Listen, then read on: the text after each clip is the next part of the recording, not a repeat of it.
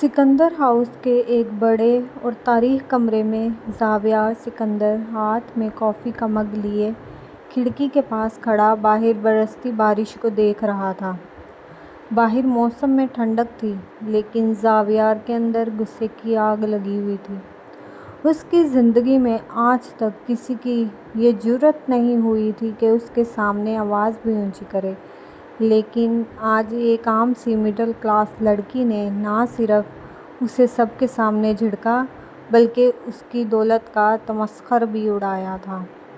وہ جتنا اس واقعے کو بھولنے کی کوشش کر رہا تھا، میرب کی وہ چمکتی ہوئی جرأت مند آنکھیں اس کے دماغ میں اتنی ہی گہرائی سے چبھتی جا رہی تھیں۔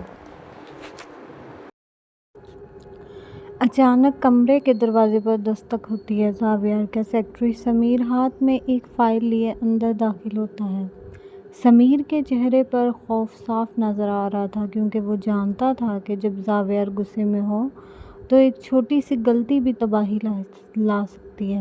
زاویار بغیر مڑے ٹھنڈی اور رعبدار آواز میں، کہو سمیر، کیا تم اس لڑکی کا پتہ لگا پائے یا میں یہ سمجھوں کہ میرے بزنس کے ساتھ ساتھ میرا اسٹاف بھی ناکارہ ہو چکا ہے؟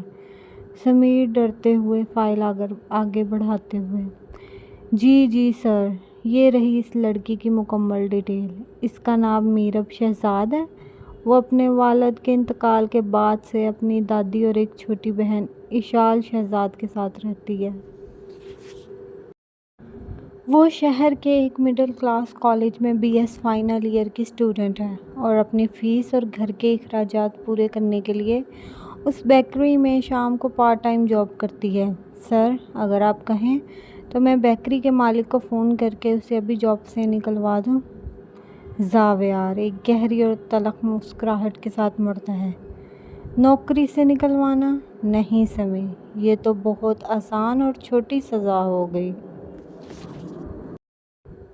میں اسے اتنی جلدی اس کھیل سے باہر نہیں کرنا چاہتا۔ میں چاہتا ہوں وہ خود چل کر میرے پاس آئے اور اپنی اس اکڑ اور غرور کے ساتھ اور پھر میری طاقت دیکھ کر گھٹنوں پر بیٹھ کر معافی مانگے۔ ایک کام کرو، ہماری کمپنی کی طرف سے اس بیکری کو ایک بڑا آرڈر دو اور مینیجر سے کہنا کہ ڈیلیوری کوئی عام لڑکا نہیں لے کر آئے گا بلکہ خود میرب شہزاد میرے کیبن میں پہنچائے گی۔ دوسری طرف صبح کا وقت تھا اور میرب کے چھوٹے سے گھر کے کچن میں چائے کی خوشبو پھیلی ہوئی تھی۔ میرب ناشتہ تیار کر رہی تھی لیکن اس کا ذہن بھی کل رات کے واقعے میں الجھا ہوا تھا۔ اسے معلوم تھا کہ اس نے جس انسان سے پنگا لیا ہے وہ کوئی عام شخص نہیں ہے۔ اتنے میں اس کی چھوٹی بہن اشال کچن میں آتی ہے۔ اس کے چہرے پر پریشانی تھی۔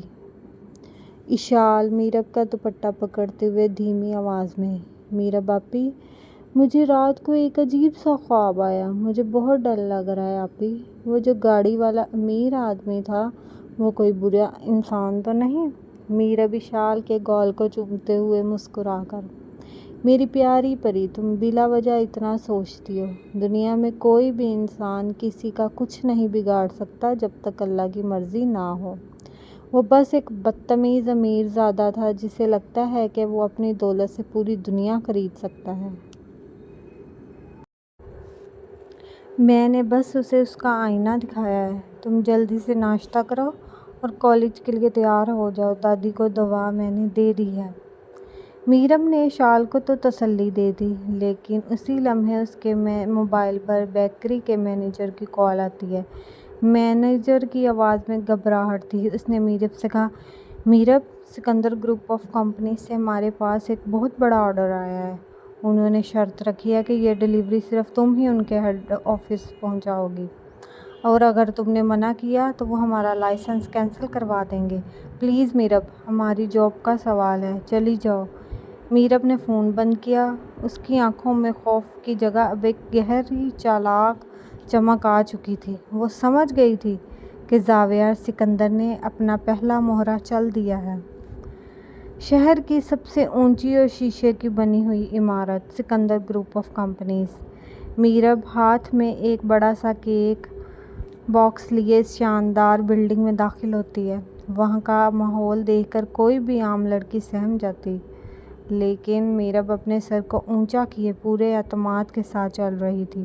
وہ سیدھی لفٹ کے ذریعے ٹاپ فلور پر زاویار کے کیبن کے باہر پہنچتی ہے۔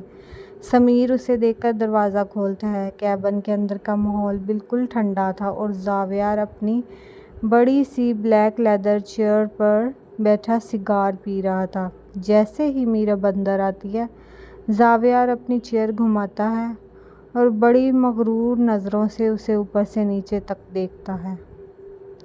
زاویار دھواں چھوڑتے ہوئے طنزیہ انداز میں: تو آخر کار مس میرب شہزاد میرے سامنے کھڑی ہو ہی گئی، کیوں؟ کل رات تو تم بڑی بڑی باتیں کر رہی تھی کہ لائن میں کھڑے رہو، باہر جاؤ، آج خود چل کر میرے قدموں میں میرے آفس آئی ہو۔ کیسا لگ رہا ہے یہ جان کر کہ تمہاری حیثیت میرے سامنے ایک ڈیلیوری گرل سے زیادہ کچھ نہیں؟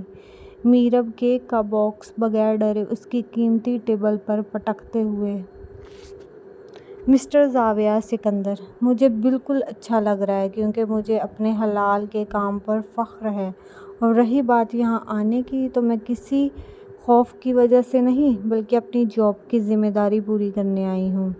یہ رہا آپ کا کیک، اب آپ اس پر سائن کیجئے تاکہ میں یہاں سے جا سکوں۔ مجھے فضول لوگوں کے پاس کھڑے ہونے کی عادت نہیں ہے۔ زاویار غصے سے کھڑا ہو جاتا ہے۔ میرب کی یہ نڈر بات اس کی برداشت سے باہر ہو رہی تھی۔ وہ ٹیبل پر جھک کر میرب کے چہرے کے قریب آتا ہے۔ دونوں کی آنکھیں ایک دوسرے میں الجھ جاتی ہیں۔ زاویار غصے سے چباتے ہوئے لہجے میں: تمہاری یہ زبان، میں اسے ہمیشہ کے لیے خاموش کروا سکتا ہوں۔ میں تمہاری دادی کا علاج رکوا سکتا ہوں، تمہاری بہن کا کالج بند کروا سکتا ہوں۔ میرے پاس وہ اختیار ہے جو تمہاری پوری نسل کو مٹا سکتا ہے۔ کسی بھی عام لڑکی کے آنسو نکل آتے، لیکن میرب نے اپنی جیب سے ایک کاغذ نکالا اور زاویار کے ہاتھ میں تھما دیا۔ میرب بہت معصومیت سے مسکراتے ہوئے: سر، آپ جو چاہیں کریں، لیکن پہلے یہ بل پاس کر دیں۔ یہ کیک 5,000 کا ہے، لیکن کیونکہ آپ نے اسپیشل فرمائش کر کے ایک کالج اسٹوڈنٹ کا قیمتی وقت برباد کیا ہے، اس لیے ہمارے مینیجر نے اس پر 50,000 روپے VIP ہینڈلنگ چارجز لگائے ہیں۔ اب اگر آپ اتنے بڑے بزنس مین ہیں تو یہ چارجز تو آپ کے لیے کچھ بھی نہیں ہوں گے۔ کیش دیں گے یا کارڈ؟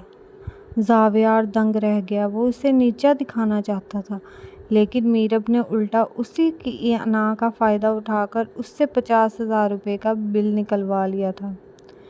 زاویار حیرت اور غصے کے ملے جلے جذبات کے ساتھ اسے دیکھنے لگا۔ زاویار نے غصے میں اپنا کارڈ سمیر کی طرف پھینکا اور کہا: اسے پیسے دو اور یہاں سے دفع کرو۔ میرب نے پیسے لیے، ایک فاتحانہ مسکراہٹ زاویار کی طرف اچھالی اور کیبن سے باہر نکل گئی۔ لیکن اس کے جانے کے بعد زاویار کمرے میں رکھی چیزیں غصے سے دیوار پر مارنے لگا۔ زاویار اپنے آپ سے گہری سانس لیتے ہوئے: تم نے مجھ سے پیسے تو لے لیے میرب شہزاد، لیکن اب تم میری زندگی کا واحد مقصد بن چکی ہو۔ تمہارا یہ غرور اور چالاکی اب میں تمہارے ہی کالج کے سامنے خاک میں ملاؤں گا۔ دیکھتا ہوں وہاں تمہیں کون بچاتا ہے۔ زاویار نے اپنے کمپیوٹر پر میرب کے کالج کا ٹائم ٹیبل کھول لیا تھا۔ وہ اب ایک بہت بڑے طوفان بن کر میرب کے کالج پہنچنے والا تھا، جہاں اس کا سامنا میرب کے ایک قریبی دوست ارحم سے ہونے والا تھا۔ کیا میرب کالج میں زاویار کا سامنا کر پائے گی؟ کیا ایان اپنے بھائی کو اس پاگل پن سے روک سکے گا؟ جاری ہے۔